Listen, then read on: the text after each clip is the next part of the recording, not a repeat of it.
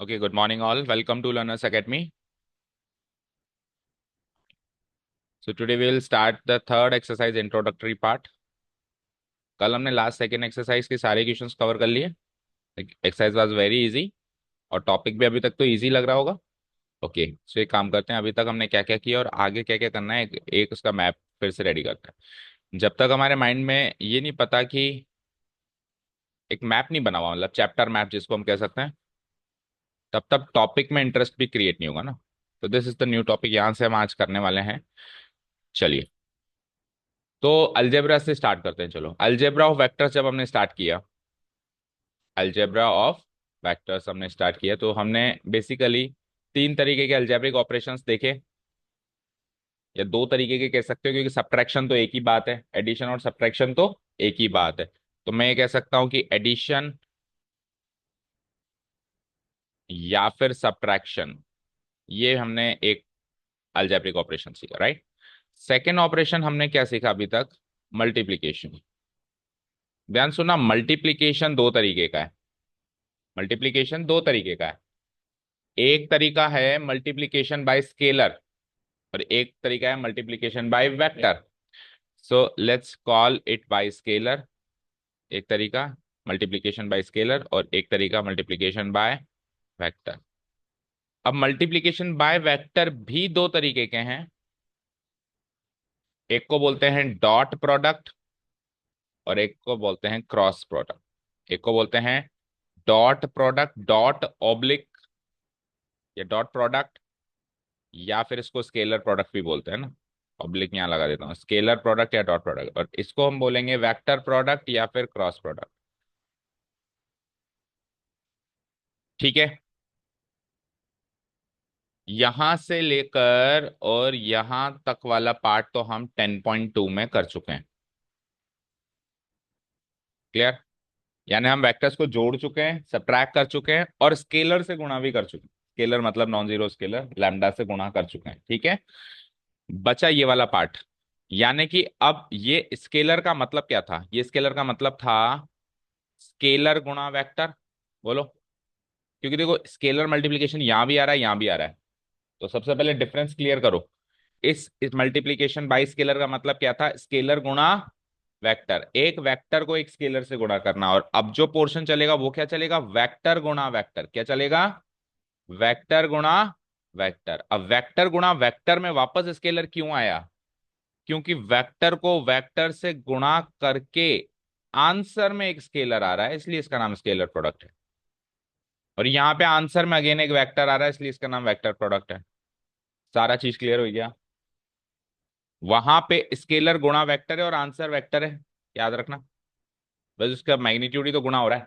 Okay, यहाँ पे vector को स्केलर से गुणा किया है, आंसर वेक्टर है. यह पार्ट हम कर चुके हैं 10.2 में, राइट. अभी हम वेक्टर को वेक्टर से गुणा कर रहे हैं, तो वेक्टर को वेक्टर से गुणा करके भी दो आंसर्स आ सकते हैं. या तो स्केलर आंसर आ सकता है या वेक्टर आंसर आ सकता है. जब स्केलर आंसर आ रहा है, उस प्रोडक्ट को बोला जा रहा है स्केलर प्रोडक्ट. तो multiplication of A vector by scalar अलग चीज है और scalar product of two vectors अलग चीज है. Multiplication of vector by scalar का मतलब है स्केलर गुणा वेक्टर, उसका आउटपुट एक वेक्टर है. और multiplication of two scalar multiplication of two vectors का मतलब है वेक्टर को वेक्टर से गुणा कर रहे हैं और आंसर क्या आ रहा है? एक स्केलर. यहाँ पे स्केलर प्रोडक्ट का मीनिंग केवल और केवल इससे है क्योंकि आंसर में स्केलर आ रहा है, राइट. यहाँ पे वेक्टर प्रोडक्ट का मीनिंग इसलिए है, मतलब नाम इसलिए रखा गया है क्योंकि इसका आंसर क्या आ रहा है? वेक्टर प्रोडक्ट आ रहा है.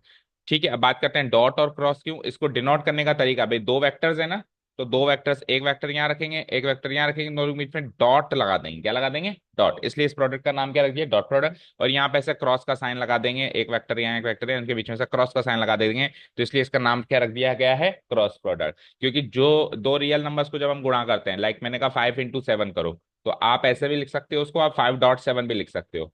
तो ये मल्टीप्लाई को रिप्रेजेंट करने के दो ही तरीके होते हैं, बीच में या तो गुणा साइन लगाओ या डॉट साइन लगाओ, तीसरा तो कोई तरीका नहीं होता. वो दोनों तरीके इन्होंने यूज कर लिए क्योंकि इनके पास दो तरीके के प्रोडक्ट्स हैं. तो एक तरीके को उन्होंने डॉट से रिप्रेजेंट कर लिया, एक तरीके को उन्होंने मल्टीप्लाई वाले यानी क्रॉस वाले साइन से रिप्रेजेंट कर दिया. रियल नंबर्स में दोनों का आंसर सेम है, इसका आंसर भी 35 है, इसका आंसर 35 है, लेकिन यहाँ पे आंसर तो दूर की बात है, मीनिंग ही अलग अलग है. ऑब्वियसली मीनिंग ही अलग अलग है तो आंसर भी अलग अलग है. ठीक है, ये पार्ट हम करेंगे एक्सरसाइज नंबर 10.3 में, यानी नेक्स्ट एक्सरसाइज. और फिर ये लास्ट फाइनल पार्ट हम करेंगे 10.4 में, यानी कि इससे नेक्स्ट एक्सरसाइज में। यानी कि ये इतना पोर्शन तो हो गया ना, ये अभी हम देखेंगे नहीं, अभी केवल और केवल इसकी बात करी जाएगी। राइट? क्लियर है? सारी बातें क्लियर है? ओके, ठीक है। तो स्केलर और डॉट प्रोडक्ट अक्सर मैंने देखा है, बुक्स के अंदर भी देखा है, और क्लास में तो, स्कूल लेवल क्लास में तो हमेशा ऐसा ही होता है। करते कैसे हैं वो तो बता देंगे, अभी 2 मिनट का काम है, करते कैसे हैं। बट इसका अर्थ नहीं पता आज भी कई लोगों को, इसका मीनिंग क्या है। जब तक मीनिंग समझ में नहीं आएगा और केवल तरीका फॉर्मूला भी दे देंगे भाई ये तरीका ऐसा वैसा करते हैं इसको, तो अगेन अगर थोड़ा सा टेढ़ा क्वेश्चन आया जो आपके मीनिंग बेस्ड पर डिपेंड करता है, तो आप उस क्वेश्चन को टच भी नहीं कर सकते, आपको पता ही नहीं चला उसने आपसे पूछा क्या है, क्योंकि आप अभी नहीं पता लगाना चाह रहे हो कि उससे ये इसका मतलब क्या है। तो हमेशा पहले मीनिंग, पहले ये फोकस करो, खुद से ऐसी जिज्ञासा जागृत करो कि इसका सर अर्थ क्या है।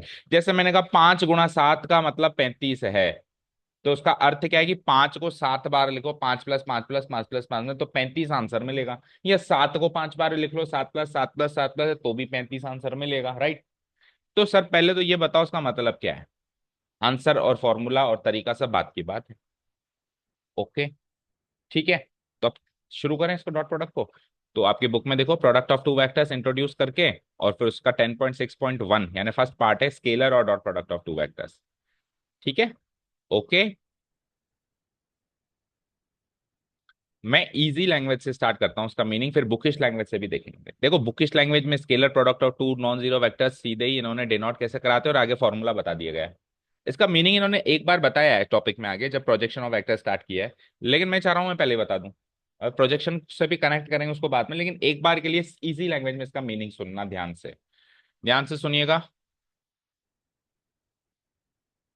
वेक्टर ए और वेक्टर बी के डॉट प्रोडक्ट का अर्थ है इन दोनों के मैग्नीट्यूड्स का प्रोडक्ट। क्या कहा मैंने? Product of their magnitudes. क्या कहा मैंने? इन दोनों के मैग्नीट्यूड्स का प्रोडक्ट। पर अब इतना ही होता तो बहुत सरल होता, लेकिन कुछ और ऐड ऑन कर रहा हूं मैं। प्रोडक्ट ऑफ देयर मैग्नीट्यूड्स करना है, पर after making their direction same. After making their direction same. अगर दो वेक्टर्स की डायरेक्शन ऑलरेडी सेम है, तो जस्ट उनके मैग्नीट्यूड्स का प्रोडक्ट कर दो, वही डॉट प्रोडक्ट है। लेकिन अगर नहीं है डायरेक्शन सेम, तो पहले करिए, करके फिर मैग्नीट्यूड करिए। अब एक केस वो ले लेता हूं जिसमें ऑलरेडी सेम है। ऑलरेडी सेम है तो दो वेक्टर्स हैं, मान लो ये वेक्टर ए है। ओके, ये वेक्टर ए है, और वेक्टर बी इसी डायरेक्शन में है, बस डिफरेंट मैग्नीट्यूड का है, यानी यहां से लेके यहां तक मान लो ये वेक्टर बी है। तो दोनों की डायरेक्शन ऑलरेडी सेम है या नहीं, बताओ? दोनों की डायरेक्शन ऑलरेडी सेम है, बस मैग्नीट्यूड डिफरेंट है। तो इन दोनों, ये ग्रीन वाले और ब्लैक वाले वेक्टर का अगर मैं डॉट प्रोडक्ट करूंगा, तो जस्ट इसकी लंबाई और इसकी लंबाई का गुणा है, और कुछ नहीं है। अर्थ समझ में आया? लेकिन सर केस दूसरा बताओ जिसमें डायरेक्शन सेम नहीं हो, क्योंकि हमेशा थोड़ा ना डायरेक्शन सेम करके मिलेगी। हम तो रेयरेस्ट केस मान के चले ना, बुरी से बुरी कंडीशन मान के चले। तो अब डायरेक्शन सेम कैसे करते हैं उसका तरीका सुनो। तो डायरेक्शन सेम करने का मतलब होता है किसी एक वेक्टर की किसी दूसरी वेक्टर पर परछाई को देखना, शेडो को देखना, जिसको यहाँ पे मैथमेटिकल लैंग्वेज में प्रोजेक्शन नाम दिया गया है, प्रोजेक्शन को देखना। ठीक है, तो केस 2 ले रहा हूं मैं जिसमें इनकी डायरेक्शन सेम नहीं है। ये वेक्टर ए है बेटा, ये वेक्टर बी है। अब की बार दोनों की डायरेक्शन सेम नहीं है। Okay, okay. पहली चीज, दो वेक्टर्स का डॉट प्रोडक्ट तभी पॉसिबल है जब वो को इनिशियल हो, उनके इनिशियल पॉइंट्स कोलाइड करने चाहिए, नहीं कर रहे हैं तो फ्री वेक्टर्स का कॉन्सेप्ट है आपके पास, आप करवाएंगे। ओके, हाँ। अब इनकी डायरेक्शन सेम नहीं है साहब, तो अभी आप इस पोजीशन पे इसकी मैग्नीट्यूड को गुणा करोगे तो डॉट प्रोडक्ट नहीं आएगा। पहले आपको डायरेक्शन सेम करनी पड़ेगी। तो डायरेक्शन सेम करने के दो तरीके हैं, या तो आप बी वेक्टर की परछाई की लंबाई ए वेक्टर पे देखो, या ए वेक्टर की परछाई की लंबाई बी वेक्टर पे देखो। दोनों तरीकों से आपका डॉट प्रोडक्ट सेम आएगा, मतलब ए डॉट बी और बी डॉट ए दोनों सेम होते हैं। ठीक है, कॉम्यूटेटिव होते हैं। तो पहला तरीका मैं चूज कर रहा हूं, बी वेक्टर की जो छोटा है उसकी परछाई बड़े पे देखना आसान है, जो बड़ा है उसकी परछाई छोटे पे देख सकते हैं, लेकिन थोड़ा सा जुगाड़ लगाना पड़ेगा। तो पहले छोटे की बड़े पे परछाई देखते हैं। क्या करेंगे हम, जहां पे ये वेक्टर खत्म हो रहा है बेटा, वहां से एक परपेंडिकुलर ड्रॉ करो। कर दी? कर दी? अब यहां से लेकर यहां तक ये इस वेक्टर बी की वेक्टर ए पे शेडो के दो, परछाई के दो, प्रोजेक्शन के दो माना जाएगा। अब इस लेंथ को ए वेक्टर की लेंथ से गुणा करो, वो उनका डॉट प्रोडक्ट होगा। बोलो समझ आया? लेंथ सेम नहीं होगी, उस वेक्टर की, इस बी वेक्टर की लेंथ और इस परछाई की लेंथ अलग अलग होगी, लेकिन मेरे को इस परछाई की लेंथ लेनी पड़ेगी, उस बी वेक्टर की लेंथ को एक बार बोलना पड़ेगा।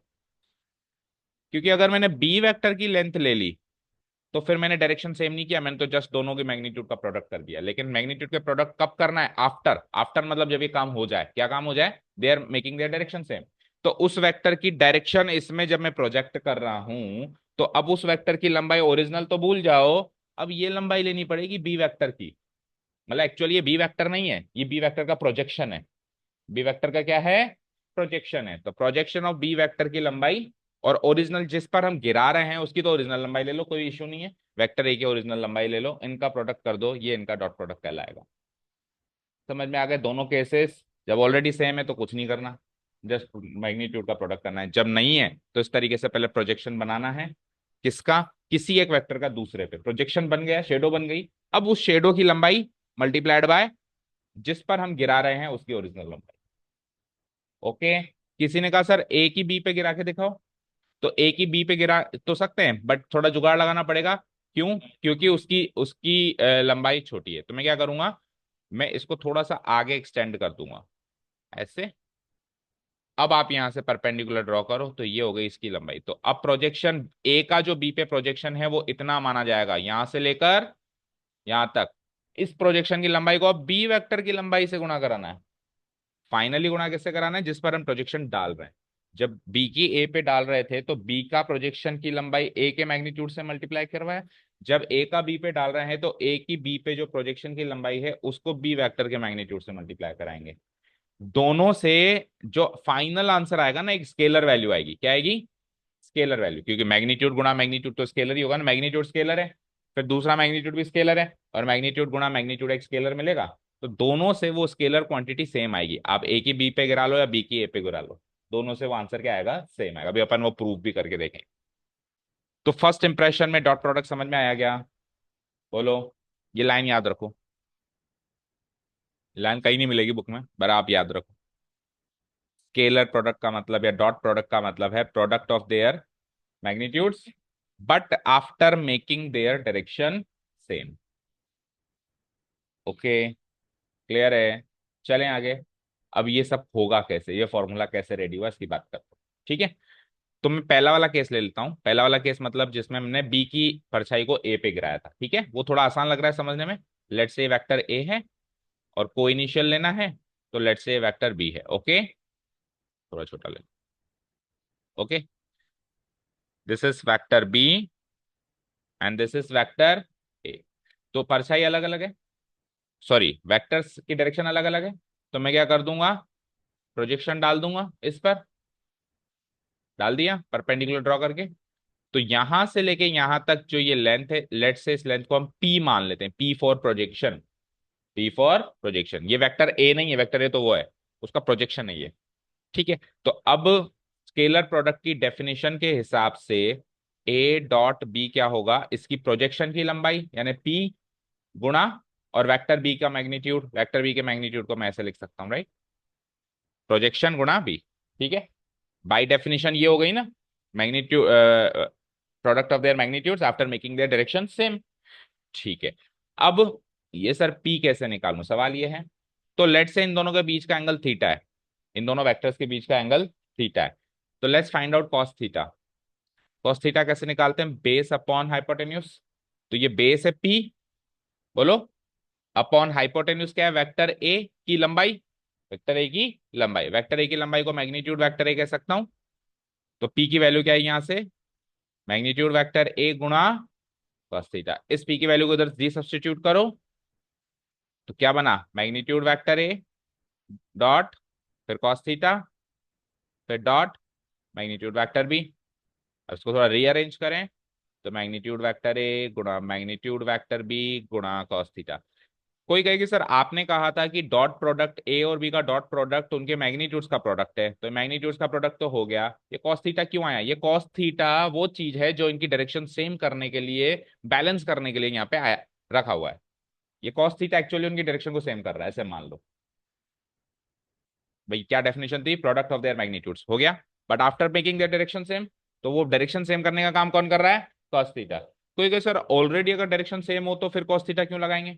तो बेटा ऑलरेडी अगर डायरेक्शन सेम हो तो उन दोनों के बीच 0 डिग्री का एंगल है, तो कॉस जीरो जैसे ही यहाँ लगाएगा तो 1 बन जाएगा, तो ऑटोमेटिक हट जाएगा कॉस थीटा। ऑटोमेटिक हट गया ना कॉस थीटा, तो कॉस थीटा को रखना हमेशा के लिए रखो ना। अगर डायरेक्शन सेम है तो 0 डिग्री रख दो थीटा की वैल्यू। बोलो समझ आया? ओके क्लियर, मीनिंग फॉर्मूला दोनों क्लियर है, ये फॉर्मूला है वो मीनिंग है। ठीक है, चलो let's see the note section. कहने के लिए टॉपिक स्टार्ट नहीं किया लेकिन 90% खत्म कर दिया। इसी का जिक्र होगा, फीचर्स पढ़ेंगे हम, एक्स्ट्रास के रिजल्ट्स पढ़ेंगे बस। Okay, product of two vectors जो है, प्रोडक्ट ऑफ टू वेक्टर्स जो है वेक्टर मल्टीप्लाइड बाय वेक्टर है, इसको बोलते हैं डॉट प्रोडक्ट, डॉट लगा देना, इसको कह देना क्रॉस प्रोडक्ट, क्रॉस लगा देना। ठीक है, सो उसमें से फर्स्ट केस लेंगे हम 10.3 का एक्सरसाइज का introductory part, dot product of two vectors जिसको स्केलर प्रोडक्ट बोलते हैं। The dot product of two non zero vectors is denoted by A dot B, ये डायरेक्ट फॉर्मूला बुकिश लैंग्वेज वाला है, right? A dot B equal to magnitude of vector A into magnitude of vector B into what? Cos theta, where theta is the angle between vector A and vector B, जहाँ पे theta vector A और vector B के बीच का angle माना जाएगा। अच्छा याद रहे ये एंगल 0 से 180 के बीच में होना चाहिए। ये एंगल क्या होना चाहिए? नीचे लिखा भी हुआ है शायद, where theta lies between zero, where theta lies between 0 degree and 180 degree. In case ये एंगल बड़ा है तो मैं छोटा वाला कंसीडर करूंगा, क्योंकि दो वेक्टर्स के बीच में हमेशा दो एंगल बनेंगे, जैसे एक ये थीटा बना तो एक पीछे वाला बनेगा, तो ये तो 180 से छोटा है और पीछे वाला 180 से बड़ा है, तो हम बड़ा वाला कभी भी नहीं लेंगे। बड़े वाले को हम बोलते हैं रिफ्लेक्स एंगल, तो मैं रिफ्लेक्स एंगल कभी भी नहीं लूंगा यहाँ पे, थीटा में नॉन रिफ्लेक्स एंगल लूंगा, यानी एक्यूट राइट एंगल या ऑब्ट्यूज एंगल लूंगा। ओके, समझ गए? क्लियर? चलिए आगे बढ़ते हैं, रिजल्ट्स पे आ जाओ। तो पहला रिजल्ट है कि ए डॉट भी एक स्केलर क्वांटिटी होगी, क्योंकि मैग्नीट्यूड मैग्नीट्यूड खुद एक स्केलर क्वांटिटी है, तो उनका प्रोडक्ट भी एक स्केलर क्वांटिटी होगी, so it is called a scalar product. तो इसीलिए इसका नाम स्केलर प्रोडक्ट रखा गया है, क्योंकि इसका आंसर एक स्केलर क्वांटिटी है, राइट? दूसरा, ए डॉट बी कॉम्यूटेटिव होगा, यानी ए डॉट बी करो या बी डॉट ए करो सेम आंसर आएगा। कैसे? अब इसको प्रूव कर लेते हैं। मुझे बताओ, A dot B by formula क्या होगा? मैग्नीट्यूड वेक्टर ए गुणा मैग्नीट्यूड वेक्टर बी गुणा इन दोनों के बीच के एंगल का कॉस थीटा, इनकी डायरेक्शन सेम करने के लिए, वो बैलेंस करने के लिए कॉस थीटा। अगर मैं बी डॉट ए करता तो क्या आता बता?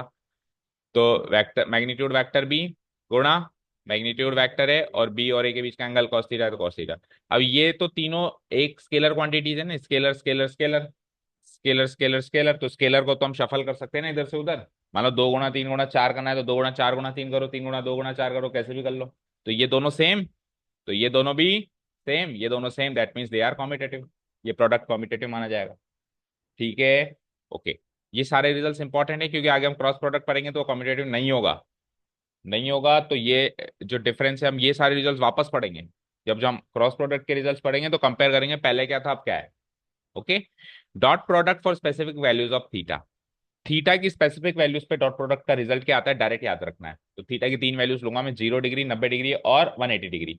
0 डिग्री मतलब वही ऑलरेडी डायरेक्शन सेम है, 90 डिग्री मतलब एग्जैक्टली परपेंडिकुलर है, और 180 डिग्री मतलब डायरेक्शन अपोजिट है। तो तीनों पे डॉट प्रोडक्ट की क्या रिजल्ट्स निकल के आते हैं वो अपने को डायरेक्टली याद रखें आगे क्वेश्चन सॉल्व करने के पर्पज से। ठीक है, चलो देखो आओ। वेन थीटा इज 90 डिग्री, पहले ले लिया मैंने परपेंडिकुलर वाला केस, तो अगर थीटा 90 डिग्री होगा तो ये फॉर्मूला में मैं कॉस 90 की जगह कॉस थीटा की जगह 90 रख दूंगा। कॉस 90 क्या होता है? जीरो, तो सबको जीरो बना देगा ये, यानी कि दो परपेंडिकुलर वेक्टर्स का डॉट प्रोडक्ट जीरो होता है।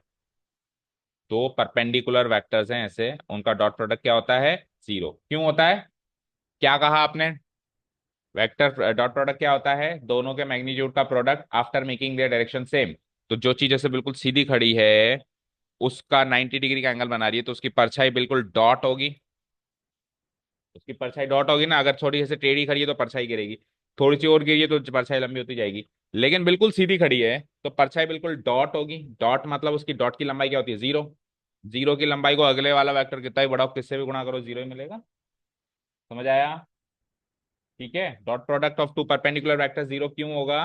क्योंकि जो खड़ा है उसकी परछाई जीरो होगी नीचे। ओके, सो नोट क्या बना यहाँ पे, the dot product of two perpendicular vectors is always equal to zero. अब 0 डिग्री का केस हम पहले ही ले चुके हैं, मतलब दोनों की डायरेक्शन ऑलरेडी सेम है। 0 डिग्री का मतलब है डायरेक्शन ऑलरेडी सेम है, तो डायरेक्शन ऑलरेडी सेम है तो जस्ट इनका डॉट प्रोडक्ट, इनके मैग्नीट्यूड का प्रोडक्ट करो, कॉस जीरो लगाते हो 1 बन गया, तो ये एक तरीके से हट गया यहाँ से। The dot product of two vectors with angle between them 0 degree is equal to the product of their magnitudes. Okay fine, ये केस हम पहले ही ले चुके हैं, आगे बढ़ते हैं। ठीक है, अब वन मोर थिंग, इसी का एक रिजल्ट देखो। क्या कहा हमने कि A dot B magnitude of A into magnitude of B होगा अगर उनके बीच का एंगल 0 डिग्री है। तो किसी ने कहा फिर ए डॉट ए क्या होगा, तो वेक्टर ए का वेक्टर ए के साथ तो 0 डिग्री बनेगा ना, अंडरस्टूड है। तो इधर, इधर अगर आपने ए किया तो इधर भी ए करोगे। अब ये भी एक स्केलर क्वांटिटी है, ये भी एक स्केलर क्वांटिटी है, सेम स्केलर क्वांटिटी को दो बार गुणा करने का मतलब है स्क्वायर कर देना। तो दो वेक्टर्स का आपस में डॉट प्रोडक्ट उनके मैग्नीट्यूड का स्क्वायर होता है, ये इसका रिजल्ट निकल के आया।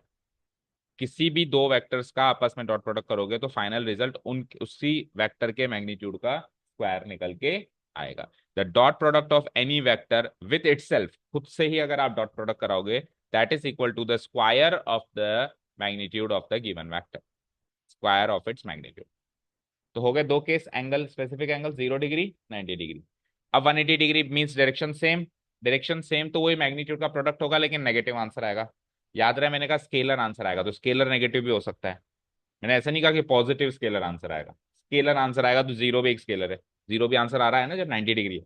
ओके, सो अगर थीटा 180 डिग्री है तो जस्ट कॉस 180 लगाओ, कॉस 180 की वैल्यू सब जानते हैं -1 होती है, तो -1 होती है तो इनके मैग्नीट्यूड्स के प्रोडक्ट्स का नेगेटिव आंसर आएगा, minus of magnitude A magnitude B. ठीक है, सारे केसेस कवर हो गए। ओके, अब सुनिए ध्यान से, इन केसेस के बाद अब अपन देखते हैं कि आई कैप को आई कैप से डॉट प्रोडक्ट कराएंगे तो क्या आएगा। आई कैप को आई कैप से डॉट प्रोडक्ट, तो अभी हमने क्या कहा कि आई कैप भी एक वेक्टर है ना, एक्स एक्सिस की डायरेक्शन में जाता हुआ 1 यूनिट का वेक्टर है या नहीं है। ठीक है, तो किसी का भी डॉट प्रोडक्ट खुद से कराते हैं तो उसके मैग्नीट्यूड का स्क्वायर बनता है, तो आई कैप के मैग्नीट्यूड का स्क्वायर, और आई कैप तो यूनिट वेक्टर है तो उसका मैग्नीट्यूड 1 होगा, तो 1 का स्क्वायर 1। तो I cap dot I cap क्या होगा 1।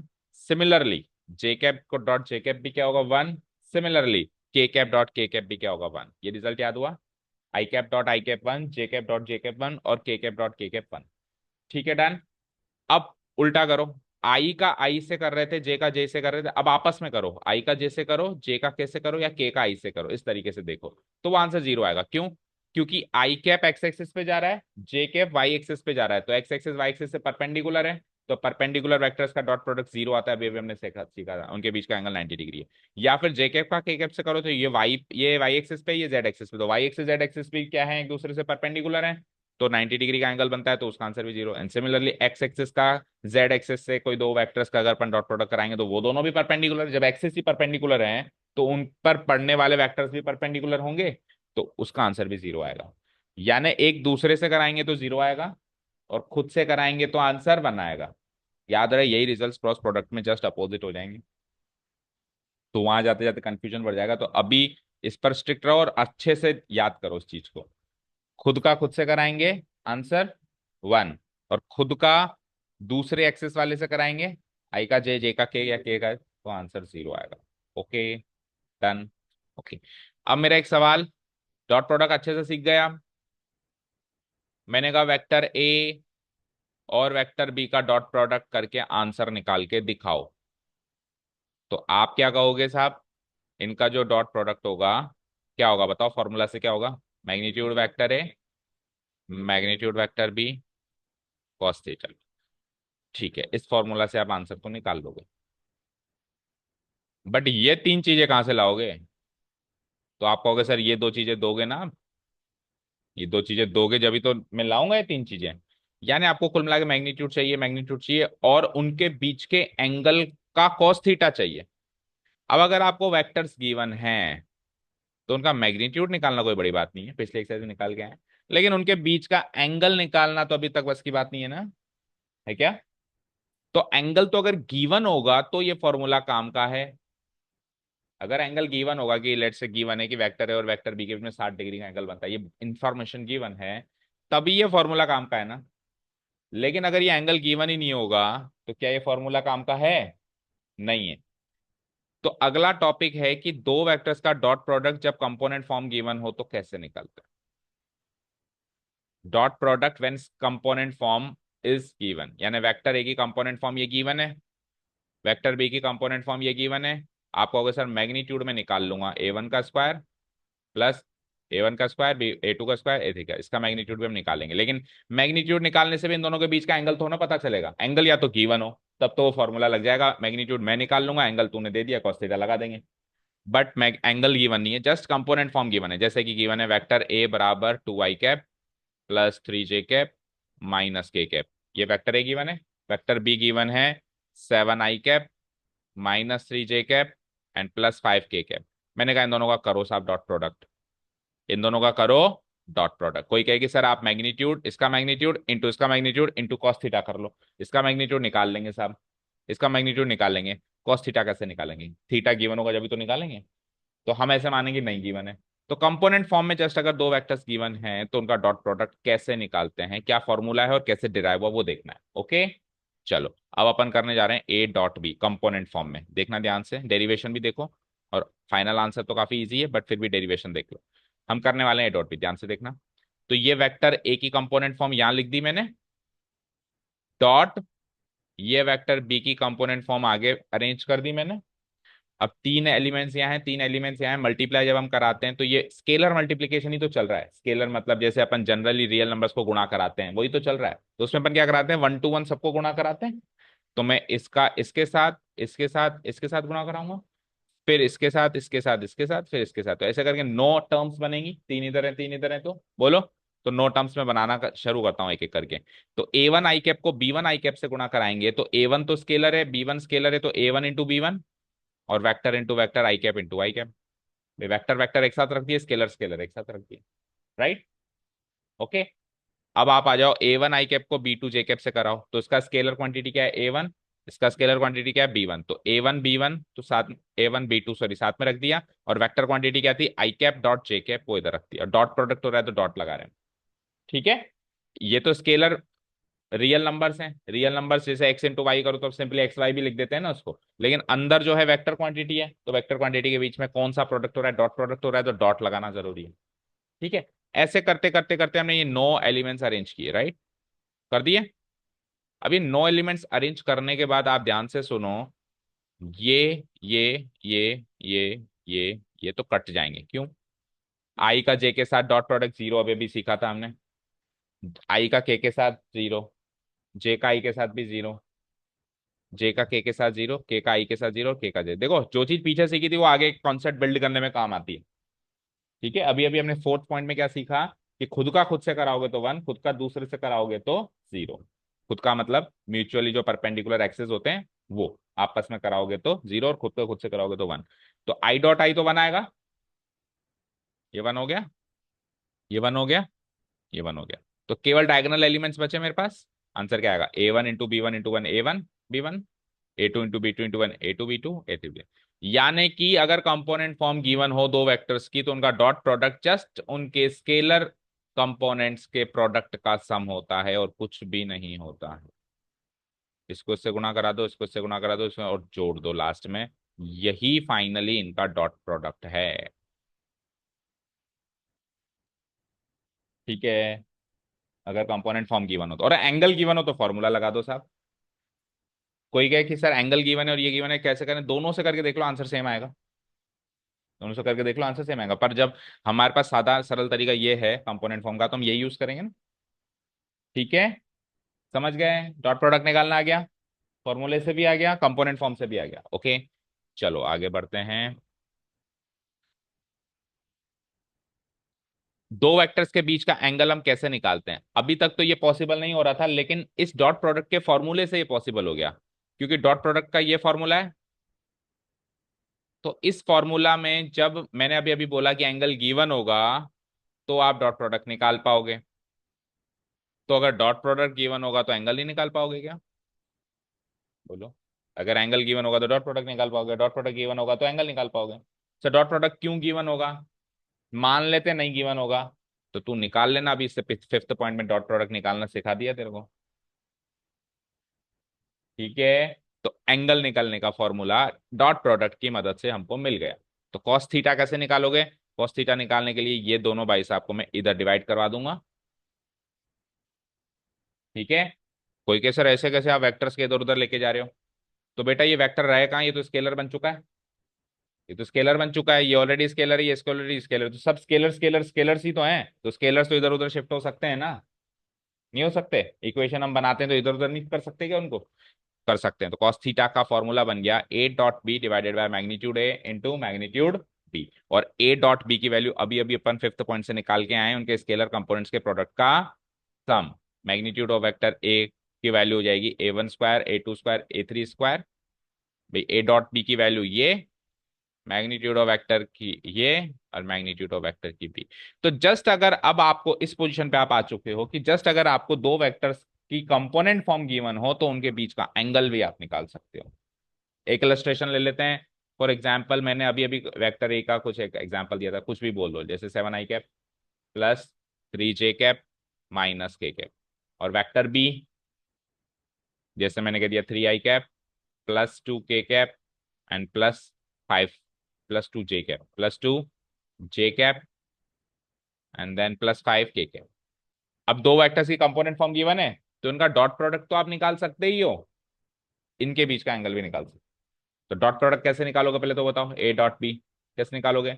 7 3 जा 21 प्लस 3 2 जा 6 और 5 × -1 -5, 6 - 5 1 22। 22 तो इनका डॉट प्रोडक्ट है, यानी 22 यूनिट्स उनके मैग्नीट्यूड के प्रोडक्ट का सम, मैग्नीट्यूड्स का प्रोडक्ट है after making the direction same. ये तो डॉट प्रोडक्ट आ गया। ठीक है, अब मैं किसी ने का एंगल बताओ साहब, तो कॉस थीटा बराबर क्या आपने फॉर्मूला सीखा, a dot B divided by their magnitudes का प्रोडक्ट। तो a डॉट बी तो अभी अभी निकाल लिया ना आपने 22, इनका मैग्नीट्यूड अलग अलग निकाल लो, 7 का स्क्वायर 3 का स्क्वायर -1 का स्क्वायर वो यहाँ रख दो, फिर 3 का स्क्वायर 2 का स्क्वायर 5 का स्क्वायर का सम का रूट यहाँ रख दो, ये एक वैल्यू निकल गई, वो कॉस थीटा है। तो थीटा क्या हो जाएगा, cos inverse of this value. तो एग्जैक्ट निकले ना निकले, एंगल तो निकल गया।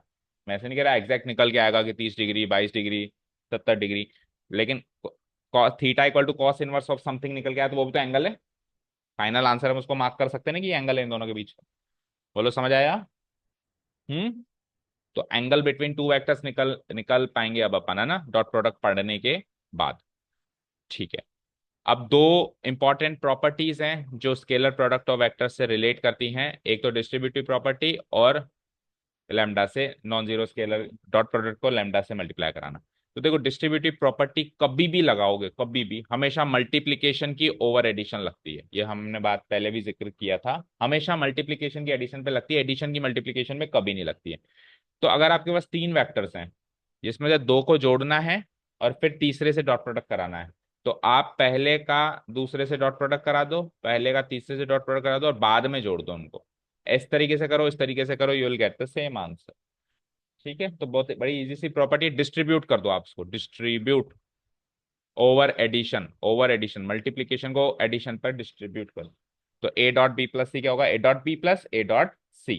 ठीक है, सेकंड प्रॉपर्टी उससे भी आसान है, अगर दो वेक्टर्स का डॉट प्रोडक्ट कर रहे हो और फिर कोई एक नॉन जीरो स्केलर गिवन है उससे मल्टीप्लाई कर रहे हो, तो आपकी मर्जी है, आप पहले डॉट प्रोडक्ट करके स्केलर से गुणा करो, आपकी मर्जी है किसी एक वेक्टर को स्केलर से गुणा करके फिर दूसरे के साथ डॉट प्रोडक्ट करो, आपकी मर्जी है कि दूसरे के साथ स्केलर को गुणा करके फिर पहले के साथ डॉट प्रोडक्ट कर लो। ये लैम्डा को आप कहीं पर भी इंट्रोड्यूस करा सकते हो, इधर इधर इधर, आंसर सेम आए, पर नॉन जीरो होना चाहिए, जीरो हो गया तो कहानी खत्म हो गई फिर। ठीक है, ये दो इंपॉर्टेंट प्रॉपर्टीज समझ में आ गई। ओके, अब अपन ने जो प्रोजेक्शन सीखा था, प्रोजेक्शन को मैंने शॉर्ट में समझाया था। अब प्रोजेक्शन आपके बुक में अलग से टॉपिक गिवन है, projection of A vector on another vector, एक इसका क्वेश्चन भी है, एक या दो पूरी अगली एक्सरसाइज। तो देखो क्या है, वैसे मैं आपको ऑलरेडी बता चुका हूं क्या है। अगर दो वेक्टर्स के बीच का एंगल थीटा है तो वेक्टर ए का वेक्टर बी पे प्रोजेक्शन क्या होता है और कैसे निकालते हैं, और दूसरा केस वेक्टर बी का वेक्टर ए पे प्रोजेक्शन क्या होता है और उसको कैसे निकालते हैं, तो ऑलरेडी बता चुका हूं मैं आपको। ए का बी पे कैसे निकालेंगे, ये वेक्टर ए है, ये वेक्टर बी है, प्रोजेक्शन निकालने के लिए परपेंडिकुलर ड्रॉ करेंगे और यहां से लेके यहां तक की जो लंबाई होगी, इस लंबाई को ही इसका इस पे प्रोजेक्शन माना जाएगा। और उल्टा करें, अगर बड़े का छोटे में निकालें तो आगे एक्सटेंशन करना पड़ेगा, ये परपेंडिकुलर डालना पड़ेगा, तो ओ से लेके सी तक की लंबाई इसका प्रोजेक्शन है। इस केस में ओ से लेके बी तक की लंबाई है प्रोजेक्शन, इस केस में ओ से लेके सी तक की लंबाई है प्रोजेक्शन। प्रोजेक्शन को हम जनरली लेटर पी से डिनोट करते हैं। ओके, डेरिवेशन हमने कर लिया था। पहले वाला इधर वाला केस देखो, इस वाले केस को एक बार इग्नोर करो। इस वाले केस में cos थीटा की वैल्यू बेस अपॉन हाइपोटेन्यूस, तो बेस ओ बी हाइपोटेन्यूस ओ ए, राइट। ओबी को ओबी रख दिया मैंने, ओ ए को मैंने वेक्टर ए का मैग्नीट्यूड रख दिया, क्योंकि ओ से लेके ए तक की लंबाई वेक्टर ए का मैग्नीट्यूड माना जाएगा। अगर मैं सिंपली उसको लाइन सेगमेंट कहूं तो ओ ए कहा जाएगा, लेकिन अगर मैंने वेक्टर फॉर्म में लिख दिया तो वेक्टर फॉर्म में लंबाई को क्या कहते हैं, मैग्नीट्यूड कहते हैं। ओके, तो यहां से ओबी की वैल्यू क्या आ गई, magnitude of A into cos theta. OB मतलब प्रोजेक्शन, यही वो प्रोजेक्शन है जिसकी बात वो करी जा रही है। प्रोजेक्शन कैसे निकाल रहे हैं अपन, vector A into cos theta. यहां तक कोई डाउट नहीं है। ओके, आगे बढ़ो। अब आपके पास कॉस थीटा की वैल्यू भी है, ऊपर से निकाल के आए हो आप। Projection of vector A on vector B, ये आंसर आ गया मेरा।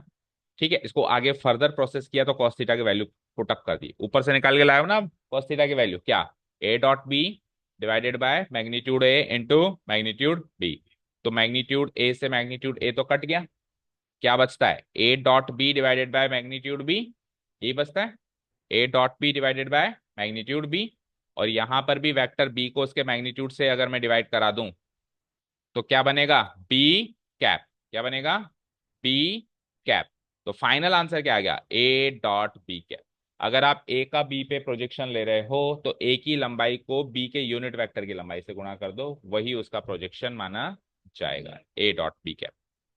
Projection of A on B का फाइनल फॉर्मूला है A dot B cap. Okay, अब देखो बी कैप निकालने के लिए ये तो रखना, ये फॉर्मूला रखना पड़ता है, तो फाइनली ये यही बन के आता है। तो देखो हमने याद तो रख लिया ए डॉट बी कैप, लेकिन प्रैक्टिकली फॉर्मूला ये याद करो तो ज्यादा बढ़िया है, क्योंकि बी कैप को सॉल्व तो करना पड़ेगा ना। ठीक है, तो क्या फॉर्मूला हम प्रैक्टिकली याद रखेंगे कि ए का बी पे प्रोजेक्शन ए डॉट बी, और जिस पर प्रोजेक्शन है उसका मैग्नीट्यूड नीचे आएगा। बी पर प्रोजेक्शन है ना, तो बी का मैग्नीट्यूड नीचे आएगा। अगर बी का ए पे प्रोजेक्शन है तो ए का मैग्नीट्यूड नीचे आएगा। ठीक है, बोलो, बी का अगर ए पे प्रोजेक्शन है, ये बी यहां लगा दूं और ए यहां लगा दूं, तो आंसर क्या आएगा आपकी बात, B dot A cap.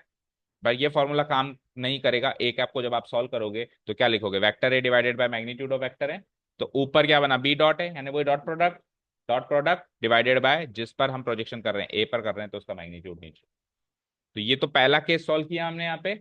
Second case similar way में ही सॉल्व हो सकता है, इसलिए डायरेक्ट आंसर लिखा हुआ है ऊपर देखो, प्रोजेक्शन ऑफ बी होने का डायरेक्ट आंसर हमने लिख दिया इस फॉर्म में ऐसे, और कॉस थीटा को जब हमने सॉल्व किया तो फाइनली क्या निकल के आएगा, बी डॉट ए कैप। उधर क्या निकल के आया था, ए डॉट बी कैप, इधर क्या निकल के आएगा, बी डॉट ए कैप। ठीक है, डन। ओके, अब इस प्रोजेक्शन की मदद से डॉट प्रोडक्ट की डेफिनेशन थोड़ी सी क्लियर, ज्योमेट्रिक मीनिंग क्लियर करेंगे हम। ज्योमेट्रिक मीनिंग ऑफ स्केलर और dot product of two vectors, हमने तो टॉपिक ही स्टार्ट यहां से किया था कि मीनिंग क्या होता है। ये लोग बाद में आ रहे हैं उस बात पे, ये पहले तरीका बता रहे हैं और फिर मीनिंग बता रहे हैं। हमने ऑलरेडी डिस्कस कर लिया सीक्वेंस में, हमने उसी के सीक्वेंस में रखा है, आप चाहो तो नोट में पहले लिख देना। तो क्या कह रहा है, स्केलर और dot product of two vectors geometrically means the product of their magnitudes but after making their direction same. हमने तो स्टार्ट पहली लाइन यहीं से करी थी मीनिंग से, इन्होंने बाद में ये बात करी। अब ये क्यों, ये कैसे आप कह सकते हो कि यही स्केलर प्रोडक्ट होता है, तो उसको नीचे एक्सप्लेन कर देते हैं। भाई ए डॉट बी क्या होता है, देखो इस वाले केस में डायरेक्शन ऑलरेडी सेम है ए और बी की, तो इनका dot product just their magnitudes का प्रोडक्ट कर दो। लेकिन यहाँ पे डायरेक्शन सेम नहीं है, तो हमने क्या डाला, प्रोजेक्शन। तो projection of A on B, और उसको बी के मैग्नीट्यूड से गुणा करेंगे। Projection of A on B अभी अभी हमने निकाल के बताया, ए डॉट बी कैप बोलते हैं उसको, क्या बोलते हैं, ए डॉट बी कैप, या फिर magnitude of A into cos theta बोलते हैं। और magnitude of A into cos theta को जब मैं बी से मल्टीप्लाई करूंगा तो यही तो था हमारा ए डॉट बी, चेक करो फॉर्मूला वही बन के आया ना। तो साबित हो गया कि projection of A on B को बी के मैग्नीट्यूड से गुणा करते हैं, उसी को ए डॉट बी कहते हैं। ज्योमेट्रिक मीनिंग यही है इसका, यही इसका ज्योमेट्रिक मीनिंग है। Last topic of this introductory part is two important inequalities relevant to scalar और dot product, Cauchy Schwarz inequality और triangle inequality. This is also included in your course, but ये है ना आपके कोर्स में as example given है, but हम इसको टॉपिक की तरफ पढ़ेंगे। कहाँ है, दिखा देता हूँ, ये रहा। Example 19, for any two vectors prove करो कॉशी स्क्वाड्स इनइक्वालिटी। कैसे रीड करते हैं इसको? कॉशी, बोलो, कॉशी स्क्वाड्स इनइक्वालिटी। कॉशी और स्क्वाड्स दो मैथमेटिशियन थे जिन्होंने इनइक्वालिटी, 2 मिनट 5 मिनट वेट करो, है ना। और उसके बाद आ जाओ, ये है ट्रायंगल इनइक्वालिटी। बस ये दो टॉपिक खत्म करते ही कल से अपन एक्सरसाइज स्टार्ट कर सकते हैं। स्टार्ट करूं मैं? कॉशी स्क्वाड थोड़ा सा टेढ़ा है, अब तक का टॉपिक थोड़ा सरल ही लगा होगा, ये कॉशी स्क्वाड्स वैसे सरल ही है, बट थोड़ा फोकस कर लो, बस बात ये है, ठीक है। Two important inequalities relevant to scalar और डॉट प्रोडक्ट। पहली इनइक्वालिटी क्या है? Cauchy Schwarz inequality. क्या कहती है? पहले कहती क्या है वो सुन लेते हैं, फिर प्रूफ देखेंगे, क्योंकि एग्जाम में अगर आता है तो प्रूफ आता है, ये नहीं आता कि इनइक्वालिटी क्या है। इनइक्वालिटी वैसे तो आया नहीं, देखो आ जाए तो 1 नंबर का आएगा, लेकिन प्रूफ कम से कम 2 नंबर का आएगा, प्रूफ करके बताओ, राइट। तो देखो ये क्या कहता है, ध्यान से सुनना। दो वेक्टर्स के डॉट प्रोडक्ट का मॉड्यूलस उनके मैग्नीट्यूड के प्रोडक्ट से छोटा या बराबर होगा। फिर से सुनो क्या कह रहा हूं मैं। मुझे एक चीज बताओ, चलो एक चीज बताओ। मैंने अगर आपको कहा कोई क्वांटिटी है एक्स, उस पर ऐसे बार्स लगा दिए, तो इसका अर्थ क्या होता है? Modulus, yes very good. क्या मतलब होता है इसका? मॉड्यूलस का भी मतलब बता दो। ये नेगेटिव नहीं हो सकता या जीरो है, बार्स लगाने का मतलब यही होता है, ठीक है, वेरी गुड।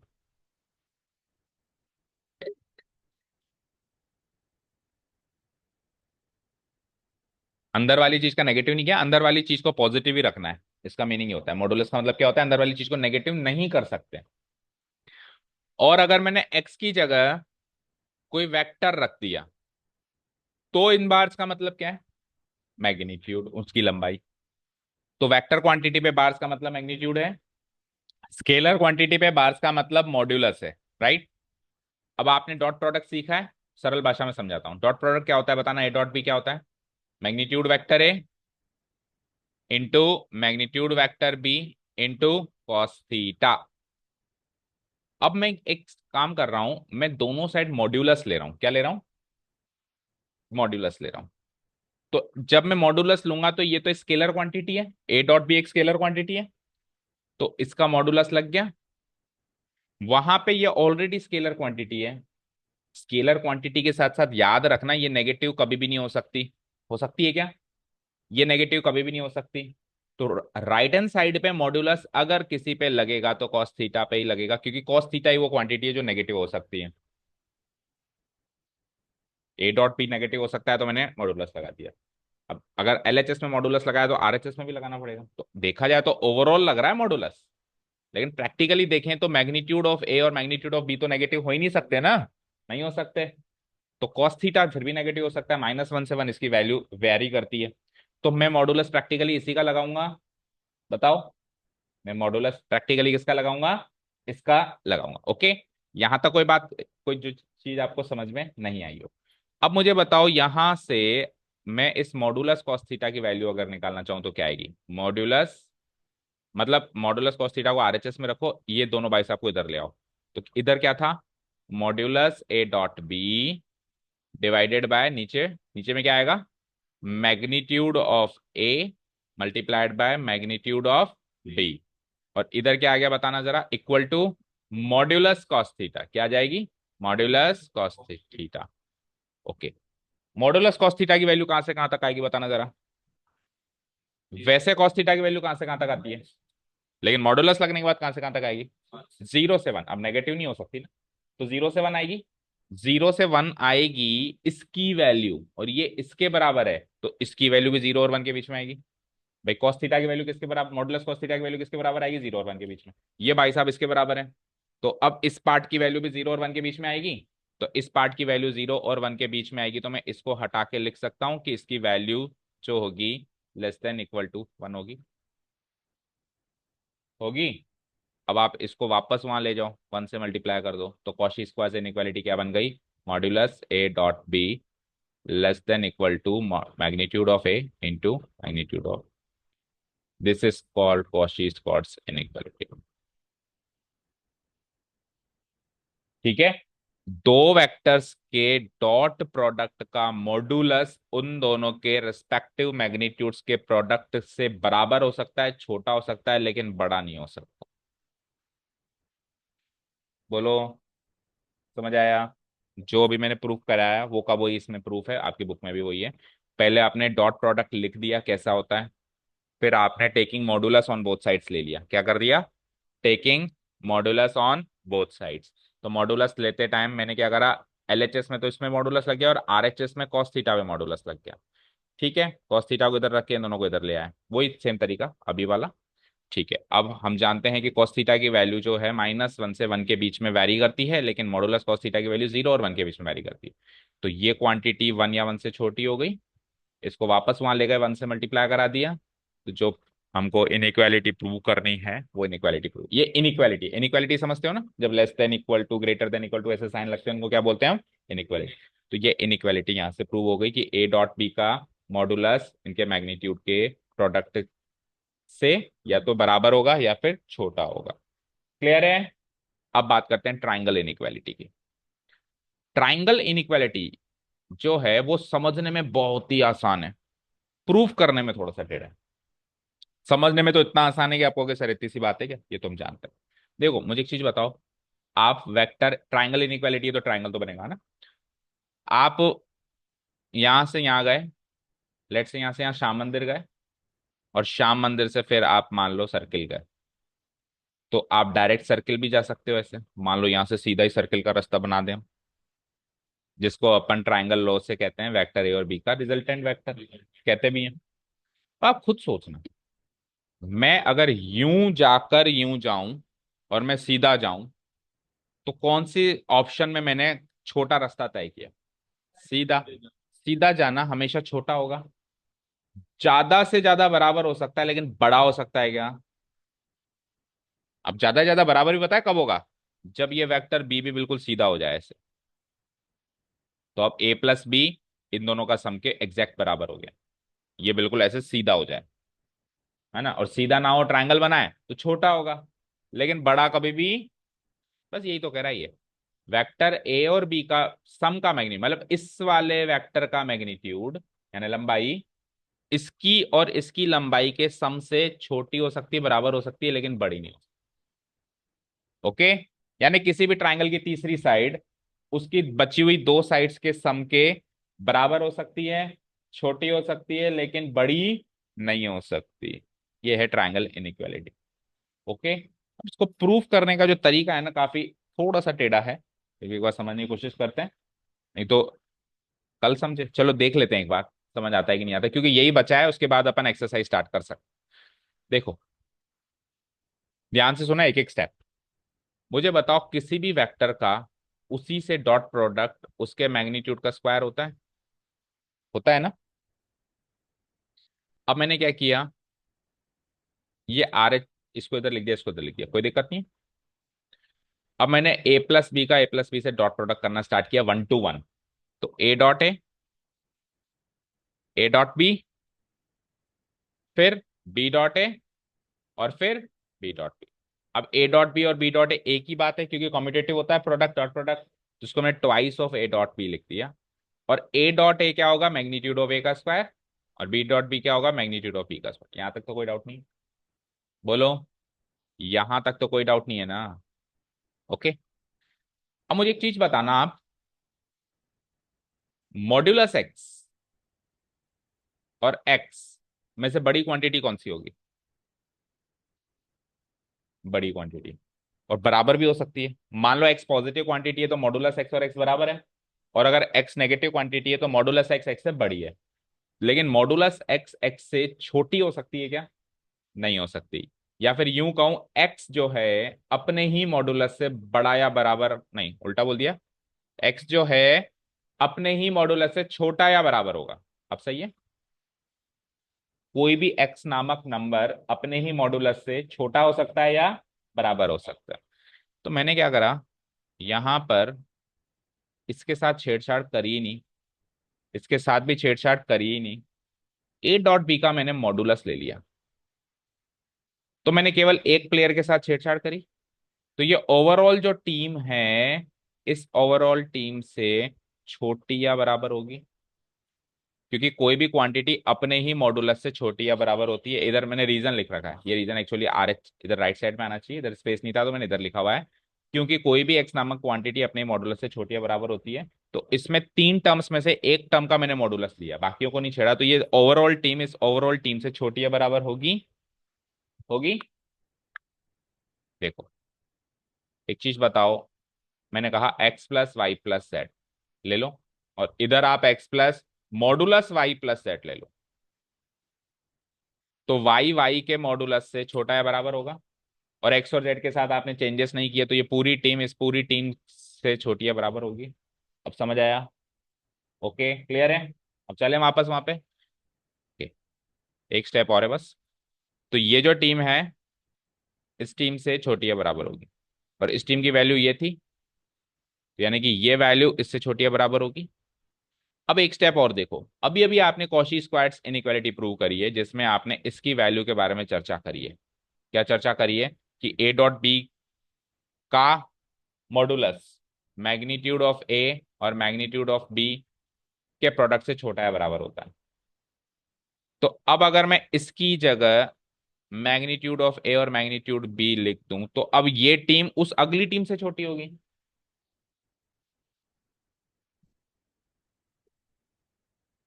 देखो देखो देखो, इधर देखो, इधर देखना ध्यान से। मैग्नीट्यूड ऑफ ए का स्क्वायर और मैग्नीट्यूड ऑफ बी का स्क्वायर साथ में रख देता हूं, क्योंकि ये तो कॉपी पेस्ट हो रहा है। तीसरा प्लेयर है मेरे पास twice of A dot P, right? Team A है ये टीम ए है, फर्स्ट टीम है। सेकंड टीम में मैं ये दोनों टर्म्स को तो छेड़छाड़ कर ही नहीं रहा हूं, और इधर क्या रख रहा हूं मैं? इसका मॉडुलस।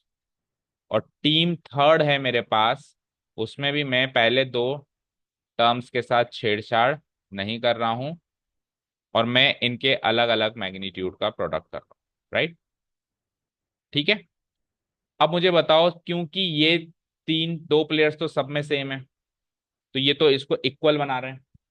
ये इससे छोटा है, क्योंकि कोई भी क्वांटिटी अपने मॉडुलस से छोटी होती है, और ये इससे छोटा है क्योंकि ऐसा कॉशी स्क्वार्ट्स इनइक्वालिटी कहती है। तो फाइनली ये इससे छोटा होगा, छोटा ही तो है, छोटा है बराबर। कॉशी स्क्वार्ट्स इनइक्वालिटी में क्या प्रूव किया आपने? अभी अभी आपने कॉशी स्क्वार्ट्स इनइक्वालिटी में क्या प्रूव किया बेटा? ए डॉट बी का मॉडुलस मैग्नीट्यूड ऑफ ए और मैग्नीट्यूड बी के प्रोडक्ट से छोटा है बराबर है। और उधर क्या लिखा है मैंने? ये और यही तो लिखा है। बोलो भाई, ये इससे छोटा या बराबर क्यों है?